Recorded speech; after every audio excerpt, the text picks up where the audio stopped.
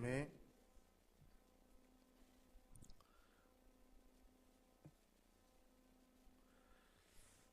로마서 11장 36절 말씀에 보면 만물이 주에게서 나고 주로 말미암고 주에게로 돌아감이라 영광이 그에게 세세에 있으리로다.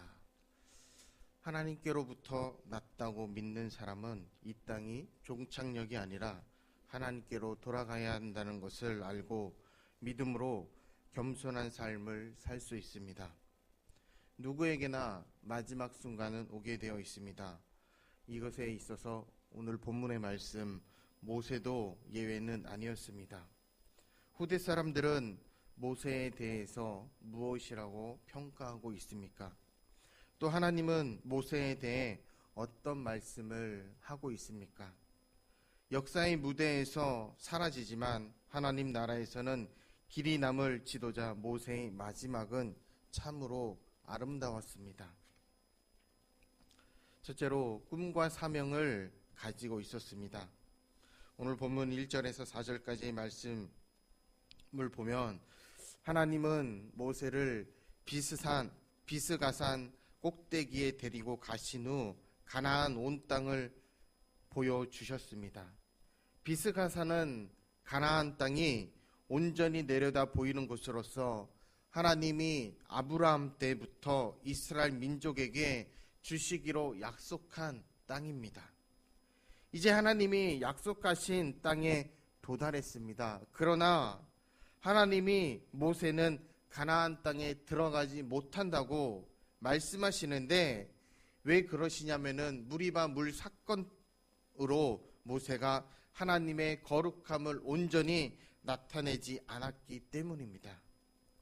모세는 가나안 땅을 밟지 못하는 안타까운 마음이 있었지만 그래도 그 땅을 바라보는 것으로 많은 위로를 받았을 것입니다. 모세가 가나안 땅에 들어가지 못함에도 불구하고 하나님께서 가나안 땅, 약속한 땅임을 상기시키는 이유는 하나님의 약속을 신실하게 지키셔서 반드시 이스라엘 백성들을 가나안 땅으로 인도하실 것임을 확신하고 있는 것입니다. 이스라엘의 숱한 반역에도 불구하고 하나님은 신실하게 약속을 지키셨습니다. 하나님은 유한한 인간을 통해서 자신의 뜻을 이루시지만 유한한 인간의 한계에 갇히지 않으신다는 분이십니다. 하나님께서 모세를 사용하시는 것은 모압 평지까지입니다. 그러나 모세의 사명은 이스라엘 백성을 모압 평지까지 인도하는 것이었습니다. 우리는 하나님이 이 땅에 보내신 뜻대로 살다가 때가 되면 돌아가게 되어 있습니다. 하나님이 보내주시고 때가 되어 돌아가시는 데는 반드시 보낸 이유가 있는데 그것을 사명이라고 합니다. 하나님이 이 땅에 나를 보내신 뜻이 사명입니다. 우리들이 죄짓고 타락하는 것은 하나님이 주신 뜻을 모르고 우리 마음대로 살아가고 있는 것입니다. 죄는 하나님의 목적으로 빗나간 것입니다. 그래서 예수님은 잘못된 사명으로 살다가 가룟 유다에게 마태복음 26장 24절에서 인자를 파는 그 사람에게는 화가 있으리로다. 그 사람은 차라리 나지 아니하였다면 좋을 뻔하였느니라. 그러므로 이 땅에 살면서 하나님이 주신 사명을 우리가 깨닫고 사는 자가 복된 사람이고 그리고 그 사람이 성공적인 삶을 살아가는 것입니다. 하나님은 모든 사람에게 사명을 주셨습니다. 그러면 하나님이 주신 사명을 어떻게 깨달을 수 있습니까? 사명은 인간이 만드는 것이 아니고 하나님이 우리에게 주시는 것입니다. 사명은 창조주의 의도에 의한 것이며 하나님이 주시는 것이므로 그러므로 자기의 삶의 목적을 자기가 세우는 것은 어리석은 것입니다. 사명은 내가 하고 싶어 하는 것이 아니고 주님께 받는 것입니다. 인간이 실패하고 어려워지는 것은 자기가 하고 싶은 대로 하다가 하고 살아가기 때문에 실패하는 것입니다. 우리의 행복은 주님이 주시는 사명대로 살아갈 때 행복할 수 있습니다.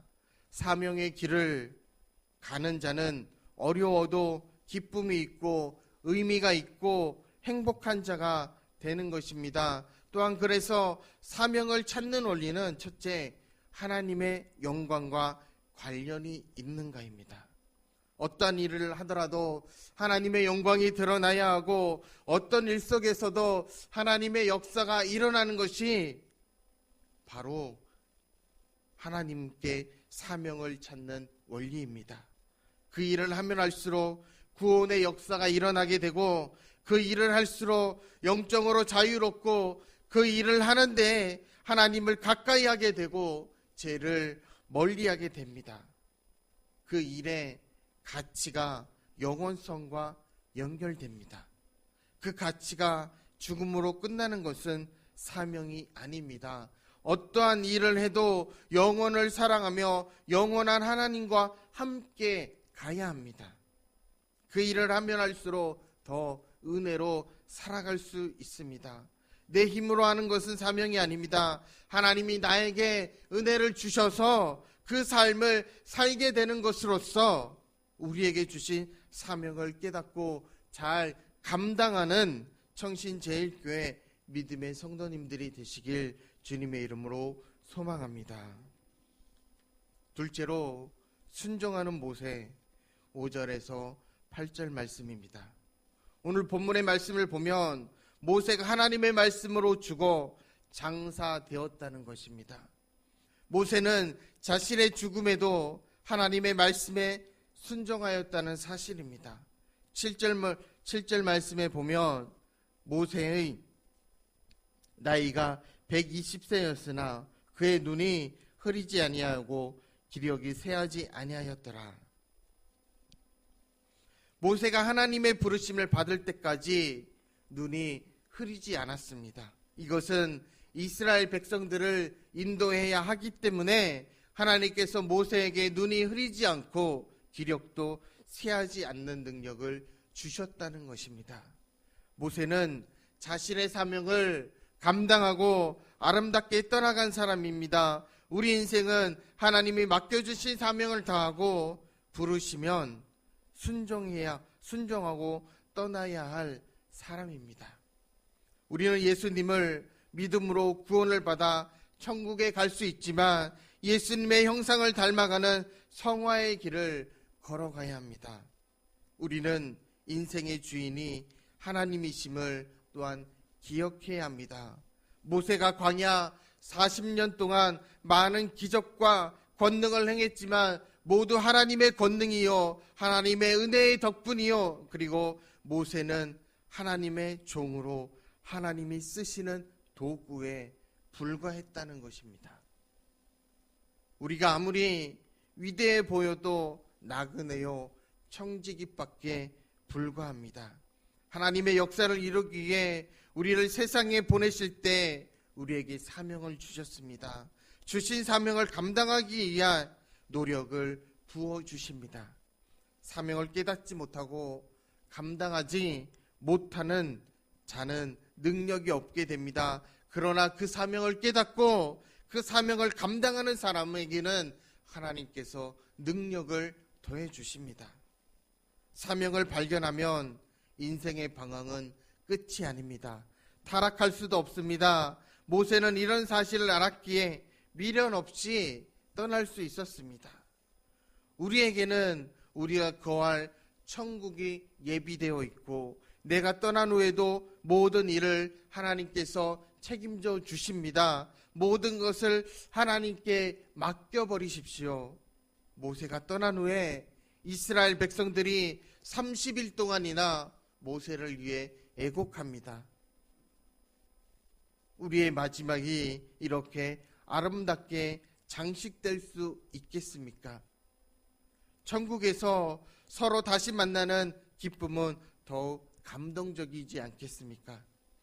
우리도 이 세상 사명을 감당하기 위해 능력을 구하고 사명을 감당한 후에는 하나님의 부르심에 순종하여 아름다운 발자국을 남기는 사람이 되어야 합니다. 마지막으로 위대한 선지자입니다. 오늘 본문 말씀 9절에서 12절입니다. 모세는 120세를 일기로 세상을 떠나게 됩니다. 성경과 역사는 모세에 대해 평가하기를 여호와께서 대면하여 하시던 자라고 합니다. 대면하여 안다는 것은 얼굴을 맞대고 대화하는 친밀한 관계를 표현합니다. 모세의 영혼이 얼마나 맑고 깨끗했는지 알 수 있습니다. 깊은 기도 생활을 통해 하나님을 깊이 만나고 있었다는 것입니다. 하나님과 친밀한 관계를 유지하는 성도가 모세처럼 위대한 성도입니다. 모세는 애굽의 바로왕 앞에서 큰 권능과 능력을 보여준 사람이라고 말합니다. 이스라엘 역사에서 가장 위대한 사건은 출애굽 사건으로 모세는 이 위대한 출애굽 사건을 달성한 지도자이기도 합니다. 모세는 누구와도 비교할 수 없는 위대한 지도자입니다.